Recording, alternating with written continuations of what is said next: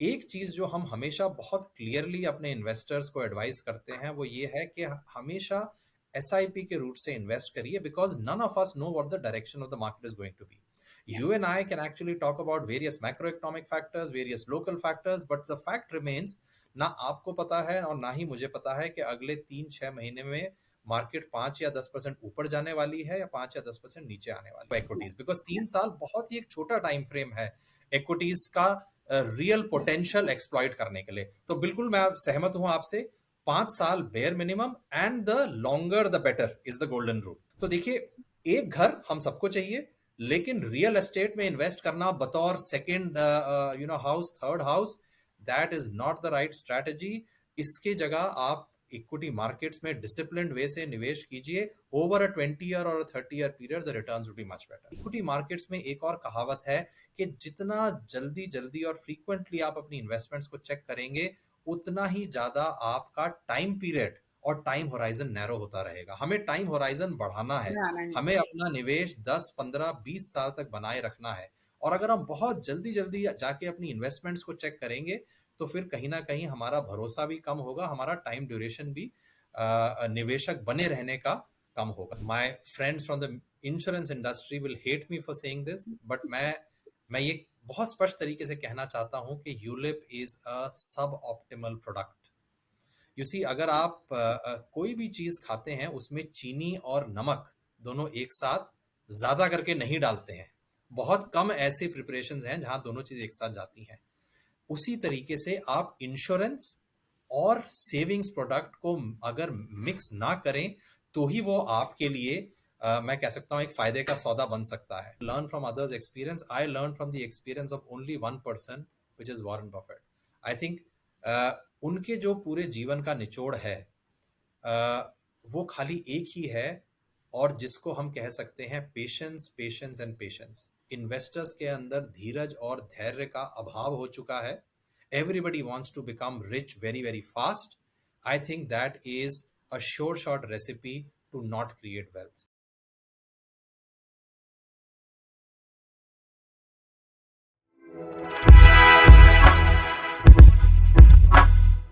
हाय everyone, मेरा नाम नम्रता अरोरा है and welcome back to mutual funds की बात. म्यूचुअल फंड्स की बात में हम ग्लोबल और Indian economic conditions, commodities, stock markets, mutual funds के बारे में बात करते हैं. और हर एपिसोड में we get someone with a lot of knowledge and experience in the mutual fund and the stock market space. तो आज भी हमारे साथ है someone very renowned in the mutual fund industry. Today we have with us mister Ajay Tyagi. He is the head of equities at UTI Asset Management. उन्होंने UTI join किया था in the year 2000 and he has carried out successfully many roles and responsibilities across equity research, offshore funds, as well as domestic onshore funds. He has won many awards and accolades for his performance both domestically and globally. Ajay presently manages UTI flagship equity schemes in India and is also the investment advisor to UTI International's range of India dedicated offshore funds. Mr. Ajay Tyagi is a CFA charter holder from the CFA Institute USA and also holds a master's degree in finance from Delhi University. Hello everyone and welcome back to Mutual Funds की बात. Thank you so much for joining us today. और आज हमारे साथ हैं Mr. Ajay Tyagi, who's from UTI Asset Management. Hello Ajay and welcome back to Mutual Funds की बात. Thank you so much for joining us today. Let's get started with the questions and I know हमने आपके लिए बहुत सारे questions आज line up किए हैं because हमारे investors के बहुत सारे questions होते हैं and we make a list of all of them and we ask our experts to answer them for us. So thank you so much for joining us and giving us your time. सच है, अगर हम सबसे पहले question की बात करें, हम सब जानते हैं कि फॉरेन पोर्टफोलियो इन्वेस्टर्स जो एफपीआईज होते हैं वो कितना इंपॉर्टेंट रोल प्ले करते हैं in improving the liquidity in the market. And अगर देखा जाए तो foreign portfolio investors they continue to be buyers in the Indian equity space. 10,850 crore का इन्वेस्टमेंट हुआ है in the last 4 trading sessions. तो आपके ओपिनियन में जो will a stable Indian economy bounce back because of this, आज के कॉन्टेक्स्ट में जो है एफपीआईज इंडियन मार्केट रिकवरी के लिए कितना इम्पोर्टेंट है? Sure. First of all, thank you, Namrata, for getting me on to this particular episode. And indeed, my pleasure to be part of this. If we just look at some data on FPI flows, you would witness that over the last 20 years, we've been actually seeing very very strong inflows. तो जैसा कि आप देख सकते हैं पिछले 25 सालों में केवल 3 साल ऐसे गए हैं जहां पे फ्लोज नेगेटिव रहे हैं. In all other years flows have been positive. The negative years obviously are the ones which you can see the bars facing down in yellow. 2022 के अंदर अच्छे खासे आउटफ्लोज देखे गए थे, but then this was a global event. You see whenever interest rates move up and the liquidity comes down globally, ऐसे event में generally हम रिस्क ऑफ देखते हैं towards emerging market. So emerging market equities are suppose to be the most risky of all the asset classes. और जब भी cost of money increases and liquidity comes down, we experience risk of. That is what we had experienced in 2022. There were huge outflows from all emerging markets, including India. Today, I can say that there is some amount of visibility of further interest rate hikes stalling. तो कहीं ना कहीं जो interest rates जो fade increase करता जा रहा है, हमें लगता है कि कहीं ना कहीं वो जाके स्टेबल होंगे और हो सकता है 3 से 6 महीने के बाद वो इंटरेस्ट रेट्स नीचे आने शुरू हों. This is a risk on event. Usually when this happens, you would see flows of foreign portfolio money back into emerging markets. India will also be a big recipient. So I think 2022 जरूर कहीं ना कहीं एक बहुत मुश्किल भरा साल रहा था विदेशी निवेशक और या फिर विदेशी निवेश के बारे में अगर हम बात करें. 2023 should be a good year. You asked this question about economy and FPI flows. I can only say that Indian economy is the only large-sized economy growing between 5 to 7%. $3.5 trillion की हमारी ओवरऑल इकोनॉमी है. We are the 5th largest economy. अगर आप top 10 economies भी देख लें at the global level, इनमें से कोई भी 5 से 7% की ग्रोथ रेट से आगे बढ़ने की क्षमता नहीं रखती है. एंड आई वुड से this itself is a very very big positive which most portfolio investors or most global investors would be looking forward to when they make their decision towards investing into emerging markets. So flows will come back. I can't tell you when. आपने बोला 10,000 करोड़ पिछले इस कुछ हफ्तों में आए हैं. That's very very short term, but all I can tell you is look at this chart in front of you once again. अगर 25 सालों में केवल 3 वर्षों में ऐसा हुआ है कि जहां फ्लोज नेगेटिव रहे हैं, it tells you a story on its own. Lehman crisis 2008 में ये फ्लोज नेगेटिव हुए थे. उसके बाद 2017 के अंदर when Fed had started to increase interest rates तो ये flows negative हुए थे, और 2022 में again when Fed started increasing rates ये negative रहे हैं. So I would just leave it at that. The strength of our economy will be a big force for foreign portfolio investors to continue investing into India. Yeah. Okay. And that's a good sign. So I think it's a very good thing. Sure. Okay. तो अगर देखा जाए तो there's always a classic debate between SIPs and lump sum investments, and I think बहुत लोग eventually conclude कर देते हैं कि SIP is a better approach. पिछले 4 सालों में हमने एक बहुत इंटरेस्टिंग ट्रेंड देखा है, specially amongst the young investors. According to the CAMS report, करीब 25 लाख मिलेनियल्स ने जो है म्यूचुअल फंड्स में इन्वेस्ट करना शुरू किया है between financial year 2019 and 2023 by taking the lump sum route. आपका एडवाइस ऐसे इन्वेस्टर्स के लिए क्या रहेगा? Sure. So I would say, Namrata, the best mode of investment is always SIP. Whether it's a young investor, whether it's a new investor, or it's an experienced investor, एक चीज जो हम हमेशा बहुत क्लियरली अपने इन्वेस्टर्स को advice करते हैं वो ये है कि हमेशा SIP के रूट से इन्वेस्ट करिए, because none of us know what the direction of the market is going to be. You and I can actually talk about various macroeconomic factors, various local factors, but the fact remains, ना आपको पता है और ना ही मुझे पता है कि अगले 3-6 महीने में मार्केट 5 या 10% ऊपर जाने वाली है या 5 या 10% नीचे आने वाली है. So the best way always is to basically invest regularly by way of SIPs. You can choose your time duration. It could be a monthly SIP, it could be a quarterly SIP, it could be even a 6-monthly SIP, but it will have to really be a very, very systematic, disciplined way of investing your savings to create a nest egg for your future. So there we are very, very clear. Yeah. Okay. So I guess SIP के ऊपर हमारे पास और भी questions हैं as we progress further, and I'm sure you'll have more insights to give us about SIPs in general. So let's look at a slightly different question. Investors का behavior देखा जाए तो investors tend to react differently in different market conditions. और एक general as an investor हमें ये भी लगता है कि मुझे एक ऑल वेदर पोर्टफोलियो बनाना है, right, so that I am not taking too much risk.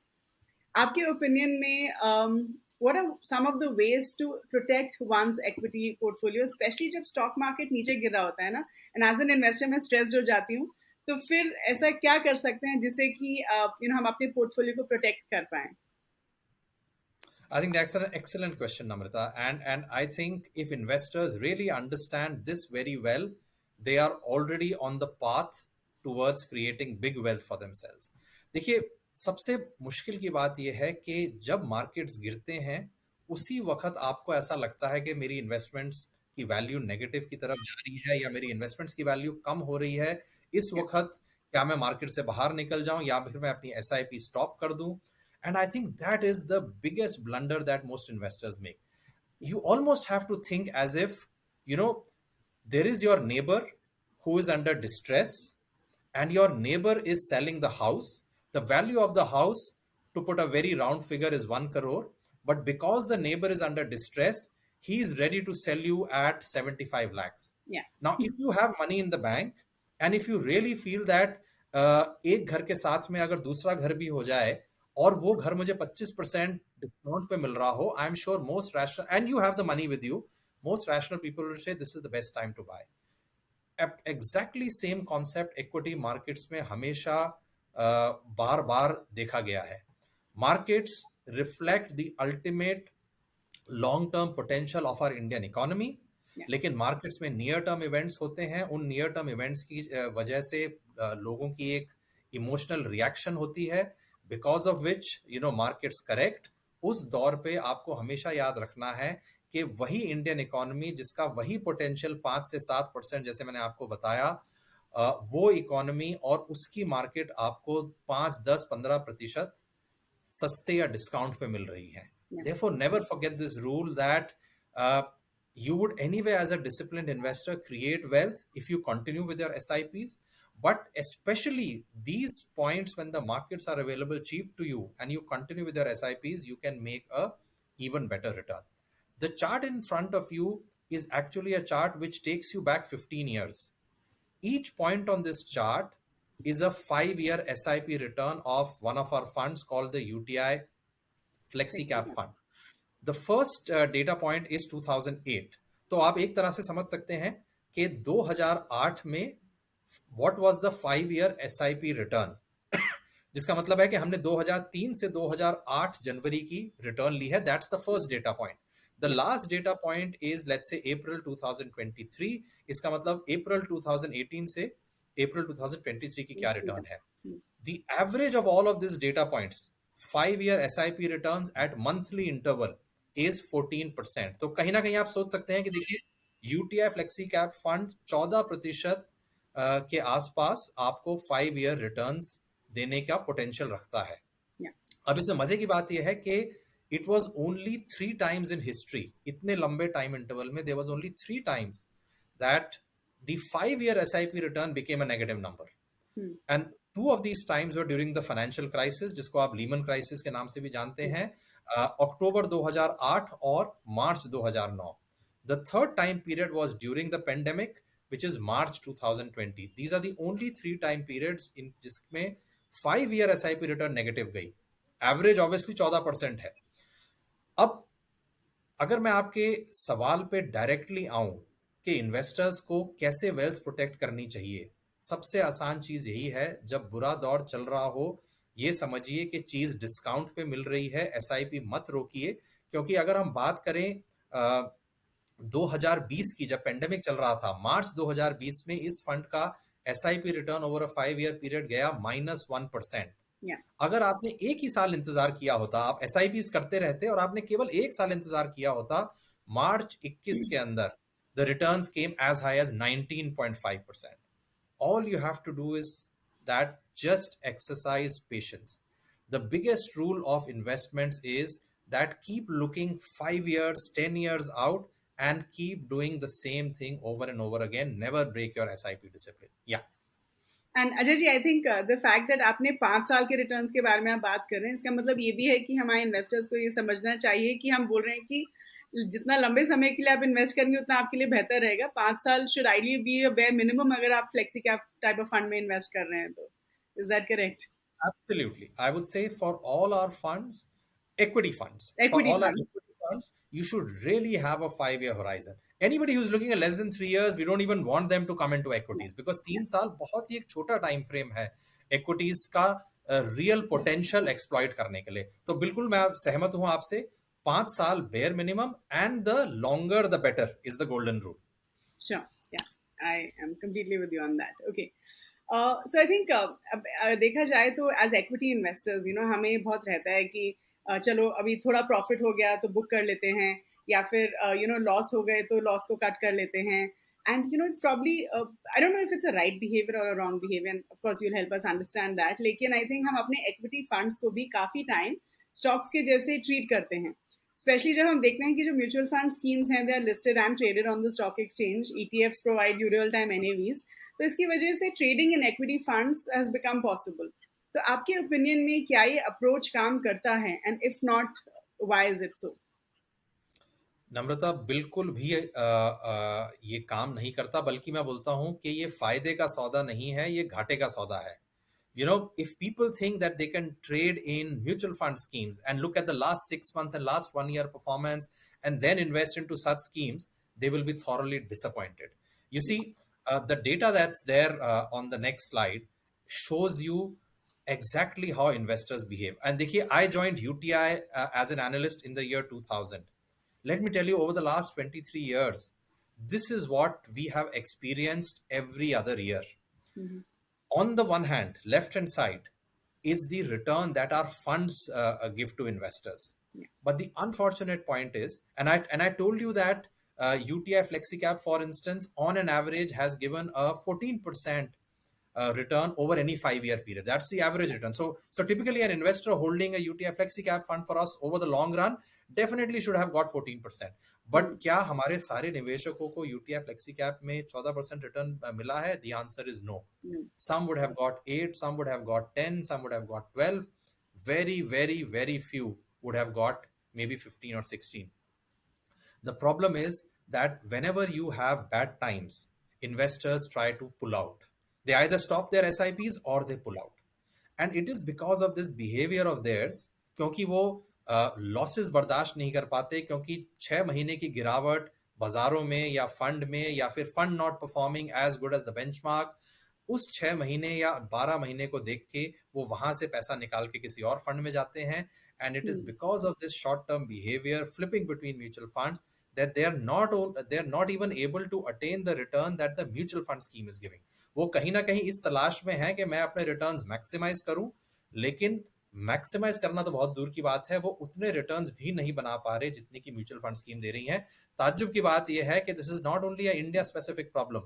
When I was doing my MBA in the late 90s, I remember reading a book which talked about a study done by Fidelity, and Fidelity is a very large mutual fund, in the 1980s, which exactly showed the same chart that we have in front of us.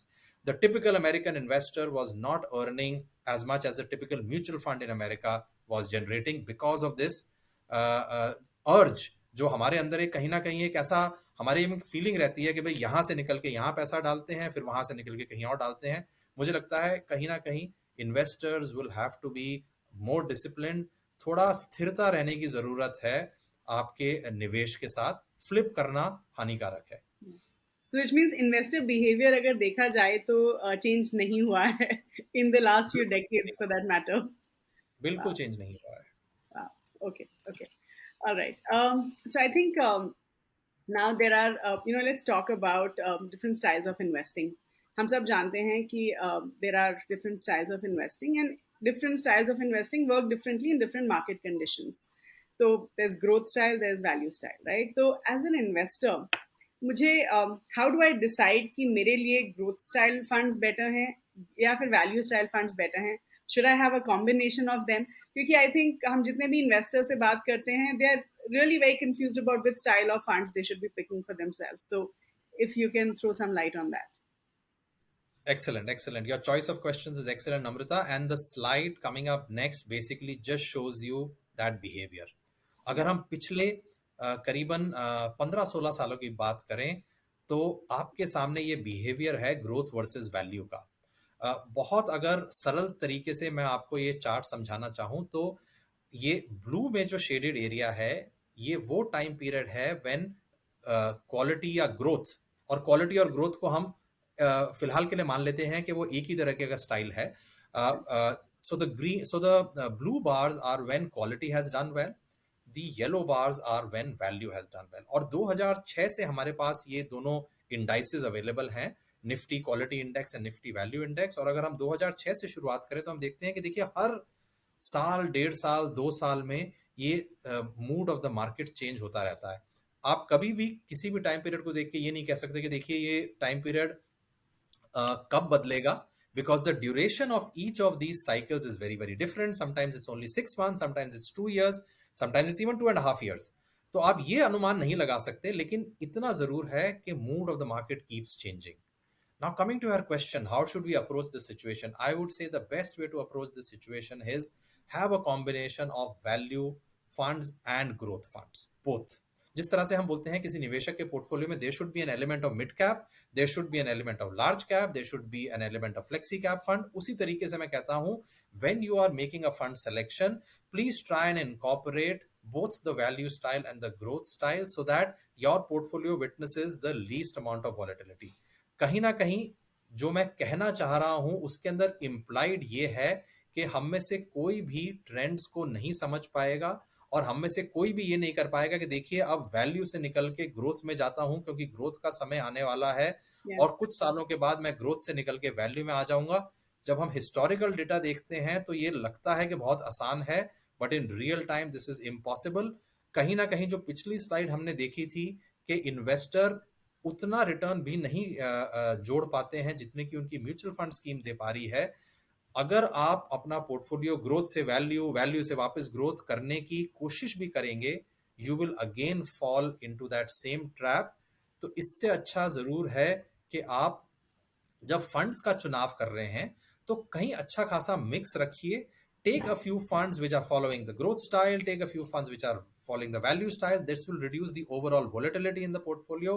This is the best possible solution to address this change in market moods every now and then. Yeah. So I guess come to look at हम बोलते हैं right कि mutual funds में आप क्यों invest करते हैं, because the biggest benefit is diversification, and you can diversify in every form possible, including in different forms of styles. Right, that's also another way of diversifying your portfolio. So yeah, that's fair enough. Okay, so I guess there's always a classic debate, when it comes to taking a home loan, because I think बहुत सारे investors को लगता है कि घर खरीदना चाहिए, it's a good physical asset to build. So there's a classic debate, right, कि या तो home loan लेके घर खरीद लें या फिर rented के घर में रहें, and then we can keep accumulating wealth and probably buy a house at a later time. तो आपके ओपिनियन में क्या ये जो होम लोन लेना चाहिए घर खरीदने के लिए, या फिर we should really stay in a rented house and accumulate a corpus to buy a house while staying on rent, right? क्योंकि जहाँ देखा जाए तो फिजिकल एसेट्स के लिए हम लोन लेते हैं, ये माना जाता है कि आप financial assets you do for your regular savings and so on, right? So what is your opinion on this? Now, this is a very difficult question to answer because here you get in personal preferences into the picture. Yeah. But I do want to address this question by saying that, look, when you want to buy a home for yourself depends on your personal preference.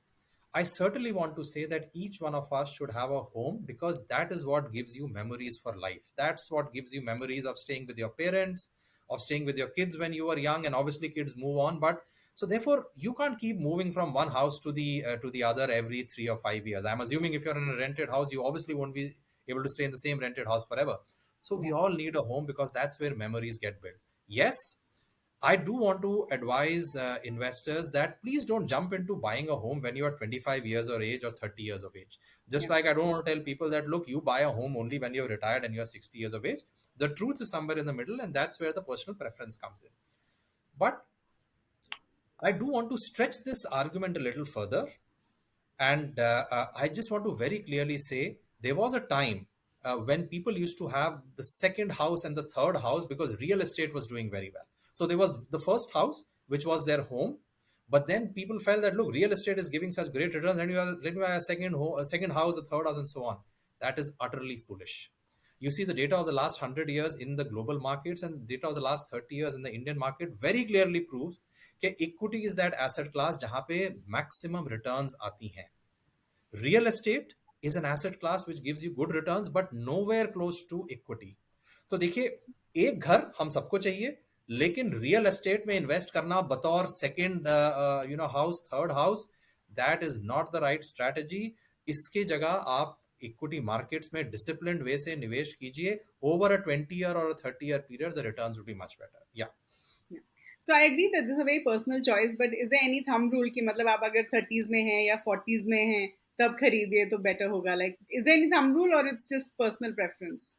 It's of course personal, but मैंने जैसा आपको कहा, मैं मेरी तरफ से ये advice रहेगी कि देखिए, आप कम से कम 35 से 40 की उम्र में जब आते हैं और आपके पास एक रीजनेबल कॉर्पस हो जाता है which you have already set aside for your investments, I think that is the right time to then say that, okay, let me now also take a home loan and buy my own house. Buying it too early basically means that you are not setting aside enough money for your savings, and we must start savings from day one itself, because the compounding effect is great if you let it compound for 25 years, but it is really unbelievable if you let it compound for 35 years. Yeah. Ajay ji, I think ये कितनी simple सी चीजें हैं ना, जो अगर सब लोग समझ जाएं तो कितना अच्छा होगा नहीं सबके लिए. Such simple things ji. which we don't tend to follow. That's true. All Very right. true. All right. So, I'm going to talk a little bit about SIPs right now. I think every investor understands, and I think this is something that I'm sure a lot of our investors, क्योंकि हम इतना बात करते हैं इसके ऊपर, कि we all understand कि SIP has the power of generating that wealth for us, right, as investors. And of course, long-term investing is the way to go. ये भी हम सब जानते हैं. We all know कि SIP is one of the best ways of investing in mutual funds. तो आपके opinion में एक investor को जो है एक SIP installment amount कैसे पे करना चाहिए for their equity investments? Sure. I think this is a great question. यहाँ पे भी मैं कहीं ना कहीं कहना चाहूंगा कि थोड़ा पर्सन स्पेसिफिक है, बट रूल ऑफ थंब जरूर है, और ये रूल ऑफ थंब आपके सामने है, which is also known as the 50-30-20 rule. 50% of your salary or your disposable income कहीं ना कहीं आपकी रोजमर्रा की जरूरतों में जाती है, जैसे कि house hold expenses, rent, EMI, we spoke about that. 30% goes into things which are not the essential need, but वो desirable हैं. आपको शॉपिंग करनी है, आपको अपने फैमिली को बाहर डिनर पे लेके जाना है हफ्ते में एक बार या फिर महीने में 2-3 बार, जैसे भी. सो और you have to invest into your hobbies. So ये कहीं ना कहीं डिजायरेबल चीजें हैं. 20% is that amount of your disposable income जो आपको नियमित तरीके से, डिसिप्लिन तरीके से हमेशा निवेश करते जाना है रेगुलरली, और जैसे कि मैंने बोला SIP के माध्यम से. सो ये एक ब्रॉड रूल है. अगर आप वॉरेन बफेट को पढ़ें, और मैं उनको बहुत लंबे समय से पढ़ता आ रहा हूं, वो हमेशा यही बात बोलते हैं कि देखिए, ज्यादातर लोग डिसाइड करते हैं कि हमें कितना खर्च करना है, और जो अमाउंट बचता है उसको हम एक निवेश का कॉर्पस समझ के उसको निवेश करते हैं. लेकिन उनके मानने में इस चीज को पूरा रिवर्स कर देना चाहिए. आपको पहले निर्धारित करना चाहिए कि how much do you want to save. And if somebody is saying that, look, I want to save 50% of my monthly income, then what is left for you is 50%. तो आपको कहीं ना कहीं अपने पैर उतने ही फैलाने हैं जितनी की चादर, और चादर जो है अब केवल 50% ऑफ योर मंथली इनकम है. तो रूल ऑफ थंब है, देखिए, 50-30-20. बट मैं ये भी सामने आपके रखना चाहता हूं कि अगर आप 20 को बढ़ा के 25 या 30 कर सकते हैं, again compounding will work wonders for you, and it will really only increase your overall wealth over the next 20-30 years. इसी कड़ी को अगर हम आगे ले जाएं तो the next slide shows you data around the importance of this SIP discipline. जैसा कि मैंने आपसे कहा था कि 20 साल और 30 साल में जमीन आसमान का फर्क हो जाता है। लेफ्ट हैंड साइड पे अगर आप रेगुलर एसआईपीज देखें, and we are talking about 10,000 every month, अगर आप 20 साल के लिए निवेश करते हैं 10,000 every month, you have invested 24 lakh रुपए, which will grow into an amount of 92 lakhs after 20 years। अगर यही चीज आप 10 साल बढ़ा के 30 साल के लिए करते हैं, you would have invested 36 lakhs, केवल 50% ज्यादा compare to 24 lakhs, you would have invested only 36 lakhs, but your investment has grown from 92 lakhs to 3.08 crores, 3 times। That's the magic of compounding। और Yeah. यहीं पे एक नया कॉन्सेप्ट जो बाजारों में आया है वो है स्टेप अप एसआईपी। और हम स्टेप अप एसआईपी क्यों अपने इन्वेस्टर्स को बोलते हैं? क्योंकि हम कहते हैं देखिए, हर साल आपकी इनकम कहीं ना कहीं 5-6% से बढ़ रही है, कई लोगों के केस में उससे भी ज्यादा। People who are moving up the ladder very fast in their careers obviously are seeing a growth of definitely more than 6% or 7% in their income। Along with that growth, we want you to keep increasing your SIP amount as well। तो हर साल 10,000 per month SIP को आप 1,000 से बढ़ाइए। अगर इसी कड़ी में आप सेम वर्किंग करते हैं, अब आ जाते हैं सीधा last row which is 30 years। अगर आप 10,000 को हर साल 1,000 से बढ़ाते गए over a 30-year period, the amount you would have invested would be 88 lakhs, but the amount would have grown to 5.32 crores over a 30-year period। So I think do SIP, even better is do step up SIP, क्योंकि जिस तरीके से आपकी income बढ़ती जा रही है, आप अपनी सेविंग्स भी बढ़ाइए, आप अपनी SIP का अमाउंट भी बढ़ाइए। जी। And thank you, Ajay sir, for actually using a presentation and showing us this in the tabular format, क्योंकि अगर आपसे बोल के बताते हैं शायद हमें इतना रजिस्टर नहीं होता, लेकिन जब हम ये नंबर्स एक्चुअली स्लाइड में देखते हैं and then they look really mind boggling, right? And that's when as an investor we really understand कि पावर ऑफ कंपाउंडिंग क्या होता है, जो हमने सुना बहुत है शायद, लेकिन when we get to see it we understand the true difference.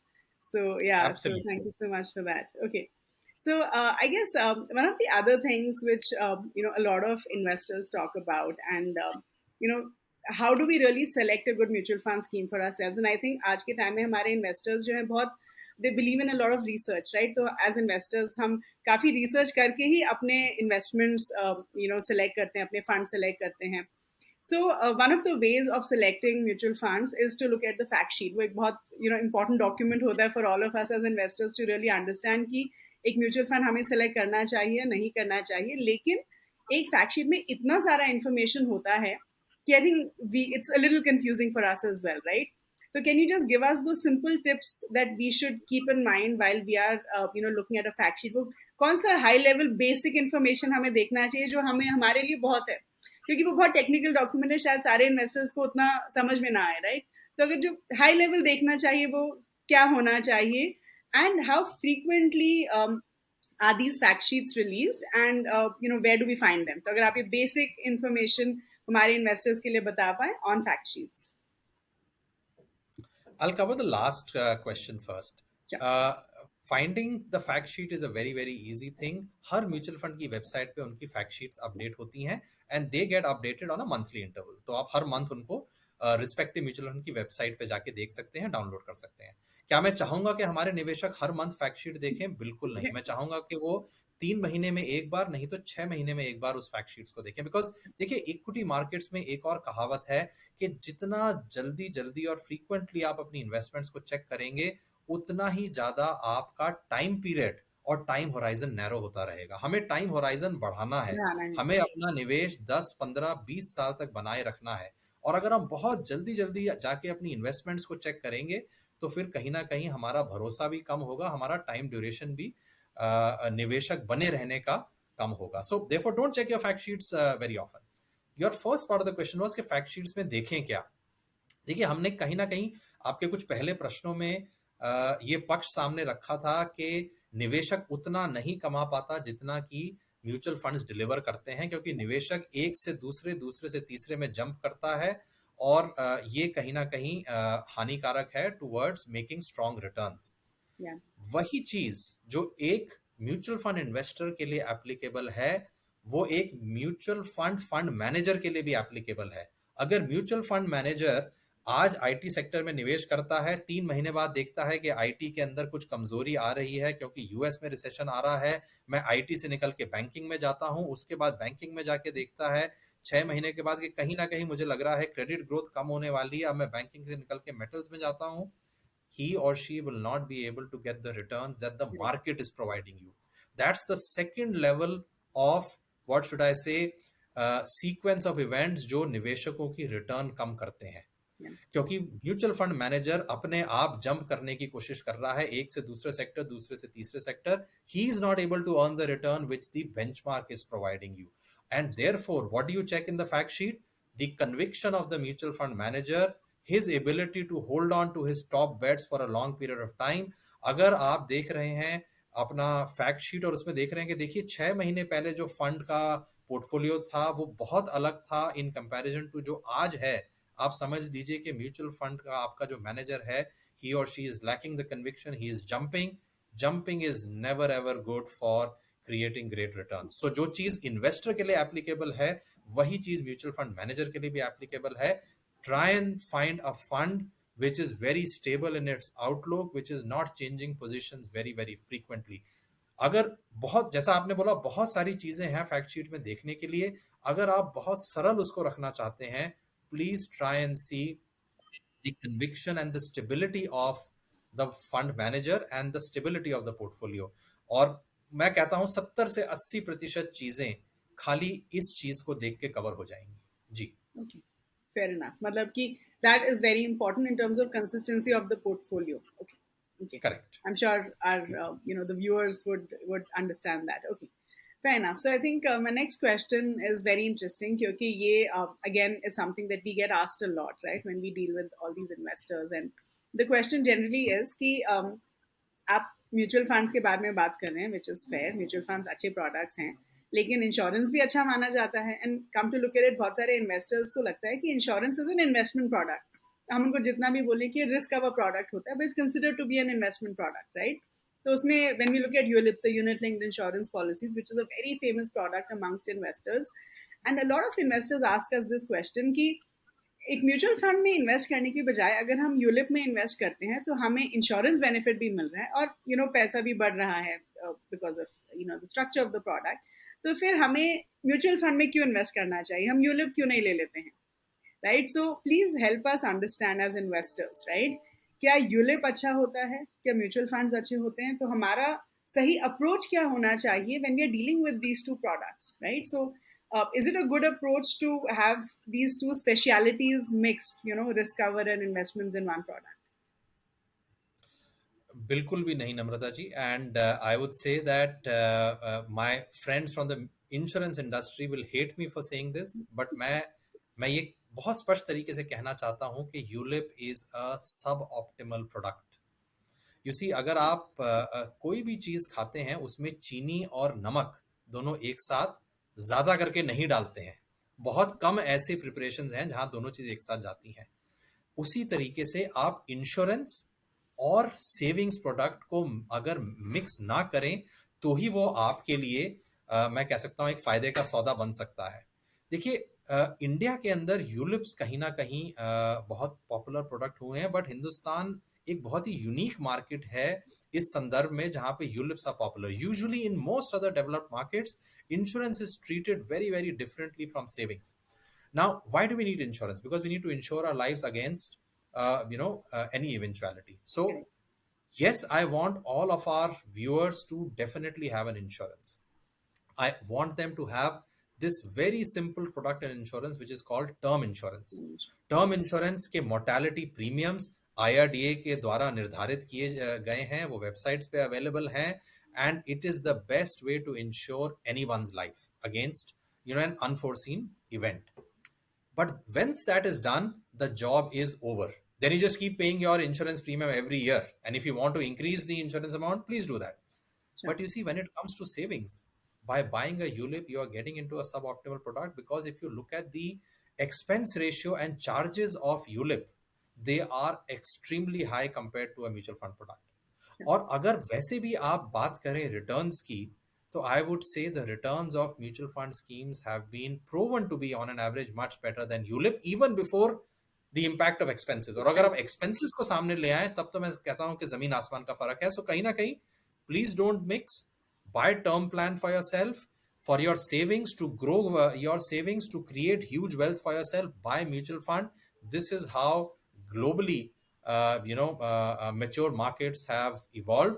India में कहीं ना कहीं ये हमने नहीं देखा है, लेकिन the new breed of advisors that I meet, they are very very clear that they will not want their clients to buy a ULIP, so they are advising their clients to buy a separate term plan and a mutual fund. Yeah, and I think that's how the Indian market will also progress. तो it could be very simple strategy ना कि आप term plan लीजिए और जो extra premium आप ULIP में दे रहे थे वही अगर आप म्यूचुअल फंड में इन्वेस्ट कर दे तो आपके रिटर्न्स कितने बेटर हो जाएंगे. So that is absolutely yeah sure. Okay, so now one category of mutual funds that I want to discuss with you about, क्योंकि ये जो है कैटेगरी बहुत फेमस हो रही है इन द रीसेंट पास्ट. बहुत सारे इन्वेस्टर्स इसके ऊपर फोकस करें, which is a small cap as a category, right? It's truly one of those favorite categories that a lot of investors tend to look at. So काफ़ी investors आजकल बोल रहे हैं कि हमें स्मॉल कैप में इन्वेस्ट करना है to get higher returns versus mid cap या फिर लार्ज कैप फंड. तो आपके ओपिनियन में what are the mistakes that as an investor मुझे अवॉइड करना चाहिए if I am investing in a small cap fund? जरूर. देखिए, the slide in front of you is basically showing you the returns of the large cap benchmark on the extreme left, the mid cap benchmark in the middle, and small cap on the right hand side. Sure. सबसे आसान चीज है अगर आप mid और small को compare करिए in all time periods 1, 3 and 5 years, mid caps have given better returns than small caps. Over a long term period, 5 years, actually the returns of large caps and small cap are not materially different. Of course, over a 1 year period, you can say the small cap has a higher return than large cap. अब मजे की बात ये भी है कि this is not a point to point return as of today या as of 2021 या as of 2017. These are rolling returns from 2008 to 2023. तो आप समझ सकते हैं कितनी मार्केट साइकिल्स इस 15 साल के अंदर कवर्ड हैं, और इन सब का हमने एवरेज करके आपके सामने आंकड़े रखे हैं. तो बहुत स्पष्ट तरीके से ये जो धारणा है मुझे स्मॉल कैप्स में होना है क्योंकि स्मॉल कैप्स बेहतर रिटर्न देते हैं, that is a wrong belief. People need to actually take it out of their mind. इसमें रिसेंसी बायस जरूर रहता है. 2020 से लेकर 2022 में small caps did very very well, and therefore people felt कि अगर मैंने स्मॉल कैप्स नहीं खरीदे तो मेरी रिटर्न्स अच्छी नहीं होंगी. अब इस रिटर्न के साथ अगर हम रिस्क को जोड़ दें तो नतीजे और भी ज्यादा चौंका देने वाले हैं. If you look at risk as measured by standard deviation, और वही 15 साल का टाइम पीरियड, वही rolling returns in terms of standard deviation, तो स्टैंडर्ड डेविएशन, या फिर अगर आप इसको बहुत सरल शब्दों में बोलना चाहें तो वॉलेटिलिटी, उतार चढ़ाव, स्मॉल कैप में कहीं ज्यादा है कंपेयर टू मिड कैप्स, और लार्ज कैप्स के मुकाबले तो दुगने से भी ज्यादा है. Compare left hand side column with the extreme right hand side column, and you can सी कि स्टैंडर्ड डेविएशन कितना ज्यादा होता है स्मॉल कैप्स में. स्टैंडर्ड डेविएशन जितना कम हो उतना बेटर है. आई मीन स्टैंडर्ड डेविएशन जितना कम हो उतना बेहतर है. इसका मतलब होता है कि रिटर्न की वेरिएशन उतनी ही कम है. When you calculate return divided by risk as measured by standard deviation, हम उस चीज को बोलते हैं risk adjusted return. Risk adjusted return, और ये बहुत चौंका देने वाली चीज है क्योंकि बहुत लोग समझते हैं कि देखिए mid caps is a great segment to invest in. Risk adjusted return in large caps is the highest across time periods, और स्मॉल कैप तो कहीं आस पास भी, जिसको बोलते हैं नजदीक भी नहीं है to both large caps and mid caps. तो इस गलत धारणा को अपने दिमाग से निकालिए कि स्मॉल कैप्स अगर नहीं रखे तो लॉन्ग टर्म रिटर्न नहीं बन पाएगी. Neither on absolute return nor on risk adjusted return small caps are better than large caps. कहीं ना कहीं मिड कैप्स का जरूर एक रोल है. They definitely lead to higher returns than large caps. तो मिड कैप्स में जरूर कहीं ना कहीं आपका कुछ निवेश जरूर रहना चाहिए. स्मॉल कैप्स में तो आंकड़े बिल्कुल आपको ये नहीं दर्शा रहे कि it is a segment where you must invest. तो Ajay ji, does it mean कि हमें स्मॉल कैप में बिल्कुल भी एलोकेशन नहीं देना चाहिए या थोड़ा बहुत दे सकते हैं? I mean, you know, based on the numbers I completely understand what you are saying, लेकिन एज एन इन्वेस्टर क्या मुझे बिल्कुल भी स्मॉल कैप में नहीं रहना चाहिए? देखिए, आंकड़े तो ये दिखा रहे हैं कि अगर आपका स्मॉल कैप्स में बिल्कुल भी निवेश नहीं है तो you are not missing out on anything great. You can't say the same thing about mid caps. Can I miss mid caps? No, you can't. You should have some allocation to mid caps. But the numbers of the last 15 years are telling you, if you miss out on small caps, you haven't missed out anything in terms of return potential. So yes, but there are different people with different tastes and preferences. हो सकता है किसी को small cap में निवेश करके लगता हो कि my portfolio is complete. Do that. But for those people who just want to look at data and then invest, I would say, even if you don't invest into small caps, you're not really missing out on something very great.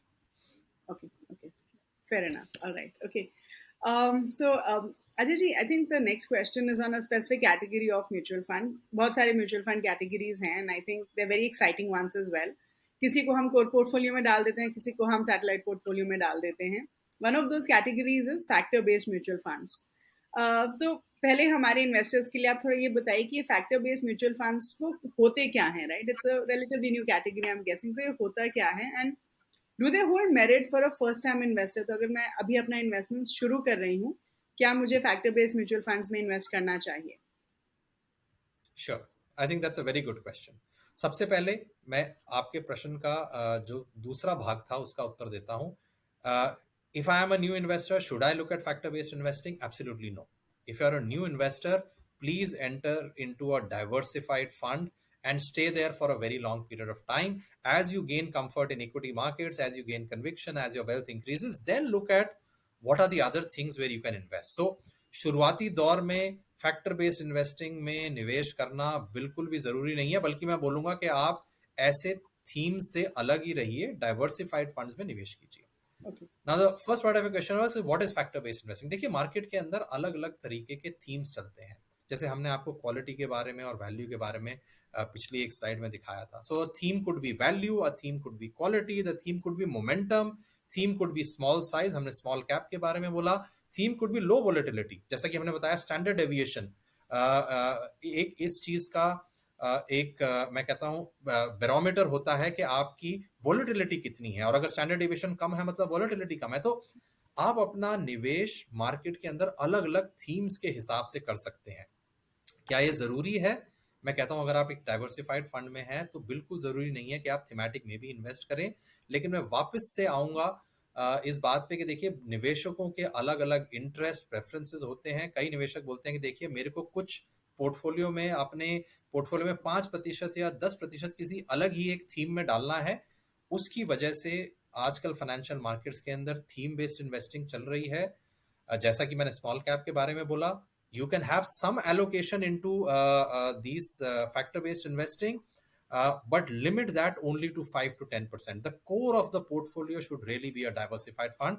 That is one thing which I want to repeatedly tell to all investors. Core should be a well diversified fund rather than any theme. Yeah. Okay, fair enough. So but we can very confidently say कि जो factor based mutual funds होते हैं ये thematic fund category में आते हैं. Is that correct? जी बिल्कुल. All right. Okay. So we're going to talk a little bit about debt funds now, क्योंकि ये भी एक कैटेगरी है जो काफ़ी इन्वेस्टर्स आजकल देख रहे हैं. एंड ये जो डेट फंड्स होते हैं, how important are they in an investor's portfolio? और अगर मुझे एक डेट फंड सेलेक्ट करना है तो मैं उसको कैसे सेलेक्ट करूँ, right? On what are the criteria that I should look at for a debt fund? And also जो डेट फंड्स होते हैं, how good are they as compared to fixed deposits, right? As a simple retail investor मैं तो fix deposit देखती हूँ ना कि bank में मेरा पैसा पड़ा है, मुझे आज के टाइम में 6.5-7% मिल रहा है, तो फिर मुझे डेट फंड में क्यों पैसा डालना चाहिए? What is your take on that? Sure. Let me answer the second part of the question first. Fixed deposits, as the very name suggests, is fixed. आपने आज निवेश किया और बैंक ने आपको एफडी दी 7% की. इकोनॉमी में कुछ भी होने दीजिए, इन्फ्लेशन की दर कहीं पे भी चली जाए, इंटरेस्ट रेट्स हमारे स्टॉक मार्केट्स कहीं पे भी जाएं, आपको 7% मिलेगा ही. If that FD is for 3 years, over a 3-year period you will certainly get 7%. जो डेट म्यूचुअल फंड्स होते हैं, दे आर कहीं ना कहीं influenced by the debt markets. जिस तरह से इक्विटी बाजार हैं उसी तरह से डेट मार्केट्स होते हैं, और डेट मार्केट्स में जिस तरीके से आपका इंटरेस्ट रेट के ऊपर व्यू बनता है, ये मार्केट्स ऊपर नीचे होते रहते हैं. Now if you go to the next slide, it shows you the variety of debt funds available. Risk return spectrum पे जैसे हमने देखा लार्ज, मिड और स्मॉल, रिस्क रिटर्न स्पेक्ट्रम पे अगर आप देखें तो यहाँ पे भी अलग अलग तरीके के डेट फंड्स हैं। सबसे लोएस्ट रिस्क जो फंड्स हैं उनको हम लिक्विड फंड बोलते हैं। जनरली अगर आपको अपना पैसा केवल 6 महीने के लिए डालना है और आपको लगता है 6 महीने के बाद आपको कोई घर खरीदना है जिसके लिए आपको पैसा चाहिए, तो आप ऑब्वियसली इक्विटी फंड्स में नहीं डालेंगे, बिकॉज जैसा कि आपने पहले बोला कि कम से कम 5 साल का आपके पास टाइम होराइजन चाहिए इक्विटी में डालने के लिए, और यहाँ आपको 6 महीने बाद ही अपनी पूंजी वापस चाहिए। So you will invest into what is known as a liquid fund, जहाँ पे market risk is the lowest. Sure. कहीं ना कहीं liquid funds give returns very very close to bank FDs. अगर आपका टाइम होराइजन थोड़ा ज्यादा है, 1 से 2 साल है, तो आप शॉर्ट टर्म इनकम फंड्स में आएंगे। And now I am answering your question कि भाई मैं सारा पैसा एफडी में क्यों ना डाल दूं, डेट फंड्स में क्यों डालूं, because certain categories of debt funds will give you return higher than bank FD. ये वोलेटाइल जरूर रहेंगे बैंक एफडी के मुकाबले, बिकॉज बैंक एफडी तो 7% देगी चाहे कुछ भी हो जाए। लेकिन यहाँ पे अगर मार्केट में उतार चढ़ाव रहता है, डेट मार्केट में उतार चढ़ाव रहता है, तो आपकी एनएवी ऊपर नीचे जाती है। लेकिन अगर आपके पास 1.5 से 2 टाइम होराइजन है, short term funds will give slightly higher returns.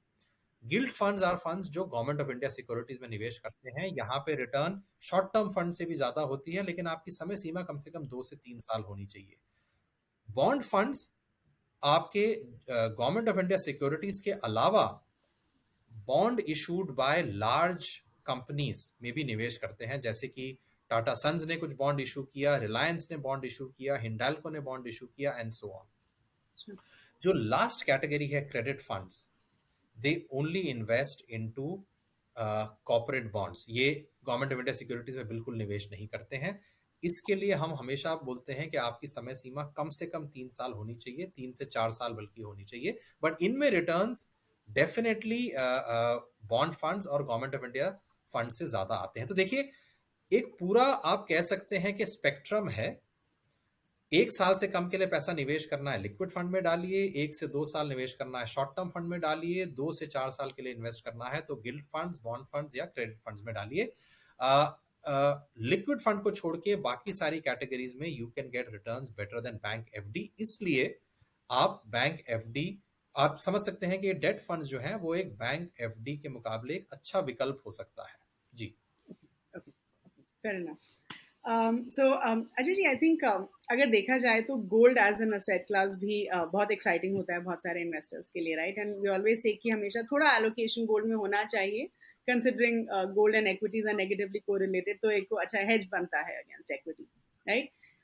काफी जो गोल्ड म्यूचुअल फंड्स हैं, they have given returns of about 19% in a year, और काफी एक्सपर्ट्स रेकमेंड करते हैं कि लेकिन सिर्फ 5 से 10% तक का एलोकेशन होना चाहिए towards gold in one's portfolio.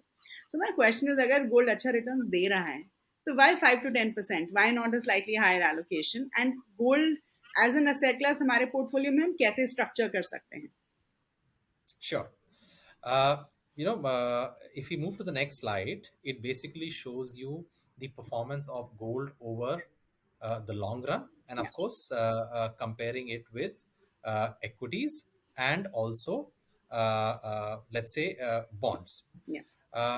If just the previous slide, Namrata. Just a minute. So, in the very long run, equity stands out as a great asset class. हमने यहाँ पे 20 साल का टाइम पीरियड चूज किया है। सो आप देख सकते हैं 2003 से 2023 तक equity as an asset class has given you almost 17% annualised return.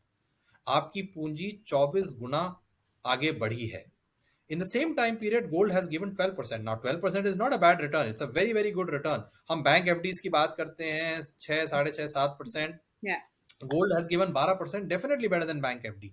And bonds have given a return of almost 7%. So definitely gold beats bonds, but gold is no match to equity. And that is why would you want to invest 10, 20, 30% of your money into gold?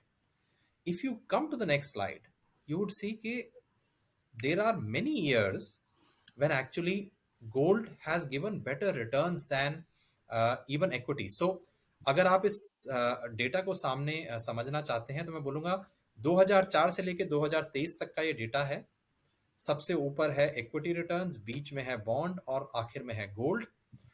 जहाँ पे भी gold green colour में है, green shade में है, those are the years when gold has given the best return. बीच बीच में ऐसे टाइम पीरियड्स आते हैं when gold gives better returns than equity. पिछले 2 सालों के अंदर 2022 और अभी तक पिछले 2023 के 4 महीनों में देखा गया है कि gold has return better returns, gold has given better returns than equity. और इसी को ही इस रियर व्यू मिरर में देखते हुए, इसी चीज को देखते हुए बहुत निवेशक आज गोल्ड के बारे में बहुत एक्साइटेड हैं. I would want to check their excitement by saying कि देखिए कब गोल्ड पलट के पुअर रिटर्न देगा, कौन से साल में देगा आपको नहीं पता. लॉन्गर टर्म में चीज बहुत स्पष्ट है, equities will give you the best return. We don't know which year gold will give a better return than equity, but yes, in the long run, for sure, equity will give the better return. So therefore, why to actually park your money into gold? थोड़ा बहुत आप रखना चाहते हैं क्योंकि gold as an asset class is also done well, समझ में आता है, लेकिन उसको बढ़ाने का कोई फायदा नहीं है जी. fair enough. लेकिन फिर गोल्ड का भी जो टाइम होराइजन है वो लॉन्ग टर्म ही होना चाहिए in an investor's portfolio. It can't be short term, right? जी बिल्कुल. आप देखिए, आपके सामने आंकड़े हैं 2004 से लेके 2007 तक. अगर आप देखेंगे gold gave very poor return compare to the overall markets. अगर आप देखें 2014 से लेके 2017 तक या बल्कि 2018 तक gold gave very very poor returns for that 5 year period. सो आपको टाइम होराइजन तो गोल्ड में भी लंबा रखना पड़ेगा. Sure. Okay. So I think the next question is very simple. It's something that we're going to talk about in terms of your personal investment journey. Because I think when it comes to investments, दूसरों की गलतियों से सीखने से शायद हम better कर सकते हैं as investors. So I'm not saying आपकी गलतियां, but can you help us understand what advice you would give to equity investors, to investors who are probably just starting their investment journey? तो आपकी तरफ से उनके लिए क्या advice रहेगी? बहुत सरल एडवाइस रहेगी नम्रता. और आपने जैसा बोला, हम सब गलतियां करते हैं as an investor. I have made many mistakes, but I think there was one thing which helped me overcome those mistakes. And like you are saying, we learn from others' experience. I learned from the experience of only one person, which is Warren Buffett. I think उनके जो पूरे जीवन का निचोड़ है वो खाली एक ही है, और जिसको हम कह सकते हैं patience, patience and patience. Investors के अंदर धीरज और धैर्य का अभाव हो चुका है. Everybody wants to become rich very very fast. I think that is a sure shot recipe to not create wealth. If you want to create wealth, just have the right kind of patience. And if you ask me how do I want to sum total my own experience of the last 23 years as an investor, it is in only two things. Number one, choose the right investment vehicle. और मैं ये नहीं कहूंगा कि आप UTI के fund का ही चुनाव करिए, but choose the right investment vehicle, choose the right fund, do some research, choose the right fund. Once you have chosen the right fund, stick to it with patience for very very long. हर साल 2 साल में आपको ऐसा लगेगा कि देखिए मेरा फंड अंडर परफॉर्म कर रहा है, किसी और का आउट परफॉर्म कर रहा है, मैं यहाँ से निकल के वहां जाऊं. It will not help you, because by the time you go to the other fund, who knows that the other fund may start underperforming. Like everything goes through cycles, the returns of mutual fund schemes also go through their own cycles.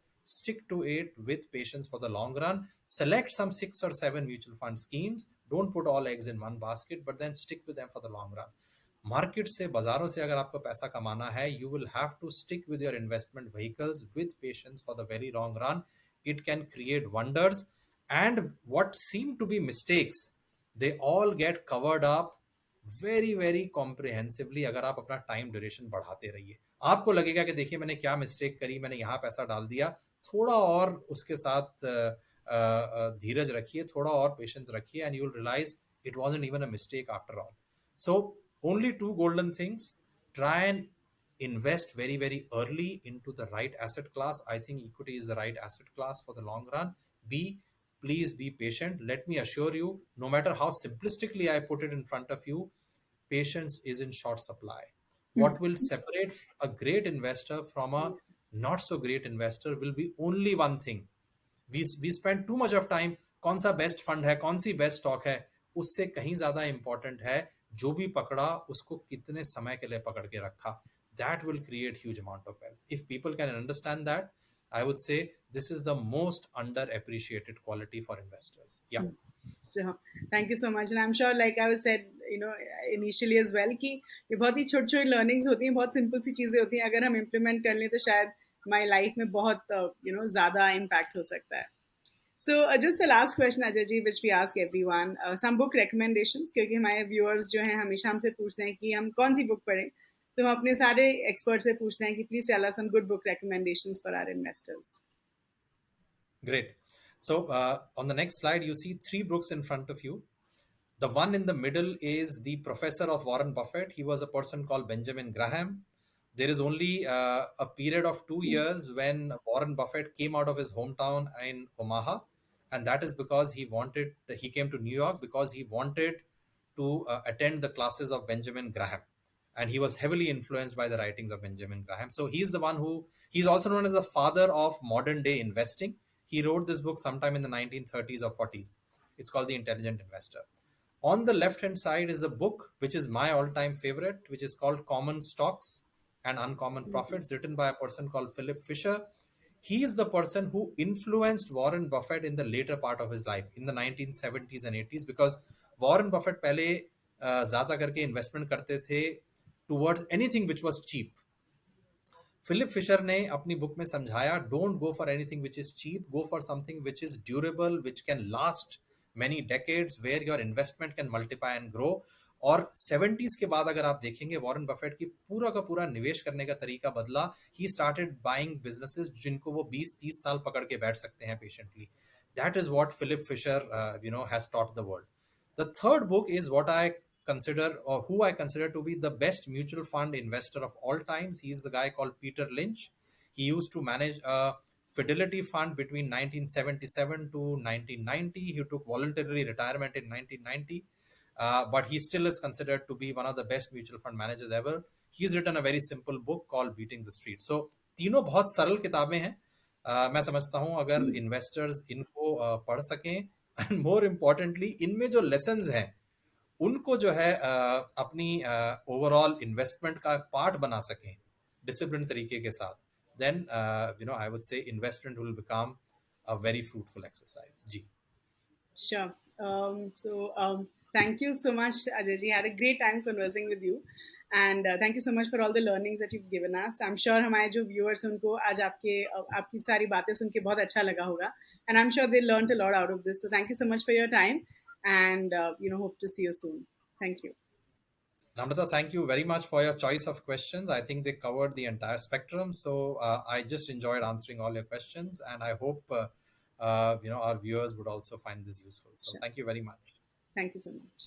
Wow, what a wonderful conversation that was with Mr. Ajay Tyagi. I'm sure आप सबको बहुत मजा आया होगा, as much as I did, and I hope you guys are looking forward to the next episode. तो quickly जो भी हमने points discuss किए थे मैं आपके लिए summarize कर देती हूँ. तो सबसे पहले हमने ये discuss किया कि as per CAMS report करीब 25 लाख millennials ने जो है इन म्यूचुअल फंड्स में इन्वेस्ट करना शुरू किया है between financial year 2019 and FY23. Using the lump sum route. तो मिस्टर अजय त्यागी सेज कि देखा जाए तो SIPs जो सिस्टमैटिक इन्वेस्टमेंट प्लान्स होते हैं वो सबसे अच्छा तरीका माना जाता है for your investments in equity, क्योंकि हमेशा आप स्टॉक मार्केट को टाइम नहीं कर सकते हैं, और SIP के जरिए आप अपनी फ्रीक्वेंसी भी डिसाइड कर सकते हैं, चाहे वो डेली हो, मंथली हो, क्वार्टरली हो, एंड सो ऑन. फिर हमने ये भी डिस्कस किया कि अगर एक इन्वेस्टर को अपने पोर्टफोलियो को प्रोटेक्ट करना है from an equity market crash तो वो कैसे करें. तो मिस्टर अजय त्यागी सेज कि जनरली इन्वेस्टर बिहेवियर देखा जाए तो जब स्टॉक मार्केट्स क्रैश करती हैं तो लोग जो है एग्जिट करते हैं स्टॉक मार्केट से. So first what we need to understand is कि स्टॉक मार्केट्स जो है, स्टॉक मार्केट में शॉर्ट टर्म फ्लक्चुएशंस चलता रहेगा, you can not avoid it. इसीलिए कभी भी हमें अपनी SIPs को बिल्कुल भी स्टॉप नहीं करना चाहिए, और अगर हमने इक्विटी फंड्स में इन्वेस्ट किया है तो कम से कम 5 साल का टाइम होराइजन देना चाहिए for us to reap the true benefits of the India growth story. फिर हमने ये भी डिस्कस किया कि एज एन इन्वेस्टर हमें ग्रोथ स्टाइल फंड्स में इन्वेस्ट करना चाहिए या वैल्यू स्टाइल फंड्स में इन्वेस्ट करना चाहिए. तो मिस्टर त्यागी सेज कि आइडियली एक कॉम्बिनेशन होना चाहिए in our portfolio between growth and value style, जिससे कि हमारे पोर्टफोलियो की जो वॉलेटिलिटी है वो कम हो जाए, क्योंकि हमें नहीं पता रहेगा कि कब ग्रोथ स्टाइल क्लिक कर रहा है या कब वैल्यू स्टाइल क्लिक कर रहा है। तो इसलिए जब हम इक्विटी फंड्स को सिलेक्ट करते हैं तो थोड़े ऐसे फंड्स होने चाहिए जो ग्रोथ स्टाइल को फॉलो करते हैं, कुछ ऐसे फंड्स होने चाहिए जो वैल्यू स्टाइल को फॉलो करते हैं। Then we also spoke about taking a home loan, right? So we spoke about the fact कि एज एन इन्वेस्टर क्या हमें एक होम लोन लेके घर खरीदना चाहिए या फिर हमें एक रेंटेड घर में रह के इक्विटीज में इन्वेस्ट करके घर के लिए पैसा अक्यूमुलेट करना चाहिए। तो मिस्टर त्यागी सेज कि खुद के लिए एक घर होना इज अ गुड आइडिया, लेकिन दूसरा या तीसरा घर होना शायद उतना अच्छा आइडिया नहीं है, क्योंकि equity is considered to be the best asset class over time. और जो पावर ऑफ कंपाउंडिंग बेनिफिट हमें इक्विटी देता है वो रियल एस्टेट इन्वेस्टमेंट्स के साथ मैच नहीं किया जा सकता। फिर हमने थोड़ा इंश्योरेंस के ऊपर डिस्कस किया कि काफी इन्वेस्टर्स जो हैं वो यूनिट लिंक्ड इंश्योरेंस प्लान्स या यूलिप्स को प्रेफर करते हैं ओवर इक्विटी फंड्स।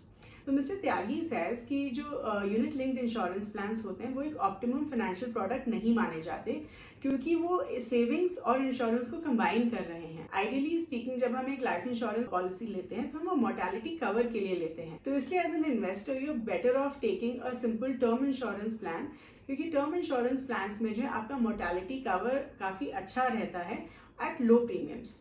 और फिर आप इक्विटी फंड्स में इन्वेस्ट कर सकते हैं based on your investment objective and risk tolerance. इसके बाद हमने थोड़ा फैक्टर बेस्ड फंड्स के बारे में डिस्कस किया है। मिस्टर त्यागी सेज कि जो फर्स्ट टाइम इन्वेस्टर्स होते हैं उनको फैक्टर बेस्ड फंड्स बिल्कुल ही अवॉइड करने चाहिए, उनको इन फंड्स में बिल्कुल भी नहीं इन्वेस्ट करना चाहिए। As a first time investor आप ज़्यादा एलोकेशन डाइवर्सिफाइड इक्विटी फंड्स में कर सकते हैं, और जब आप कंफर्टेबल हो जाए इक्विटी इन्वेस्टमेंट के साथ तब जो है आप फैक्टर बेस्ड फंड्स में थोड़ा एलोकेशन कर सकते हैं। And even then factor based funds जो है किसी भी इन्वेस्टर के पोर्टफोलियो में 5 से 10% से ज्यादा नहीं होने चाहिए, और डाइवर्सिफाइड इक्विटी फंड्स जो है they should hold a larger part of your core portfolio. फिर हमने ये भी डिस्कस किया कि gold as an asset class ने 19% रिटर्न दिया है इन अ ईयर। तो मिस्टर त्यागी सेज कि गोल्ड एक अच्छा असेट क्लास है, but it is no match to equity as an investment in the long run. ऐसे कुछ साल डेफिनेटली रहे हैं जहां पे गोल्ड ने इक्विटी को आउट परफॉर्म किया है, लेकिन in the long run equity definitely beats gold.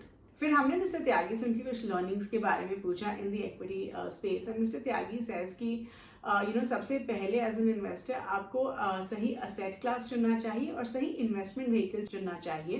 फिर जो अपनी रिसर्च के बाद 6 से 7 इक्विटी म्यूचुअल फंड्स को सिलेक्ट करना चाहिए based on your financial goals and risk tolerance, और फिर जो है आपको उन फंड्स में इन्वेस्टेड रहना चाहिए इन the long term. So that was about it in this particular episode. I hope आप सबको ये episode बहुत अच्छा लगा हो. Please do like this video, share it with everyone, and please do subscribe to the Grow Mutual Fund channel and do keep watching. Thank you so much.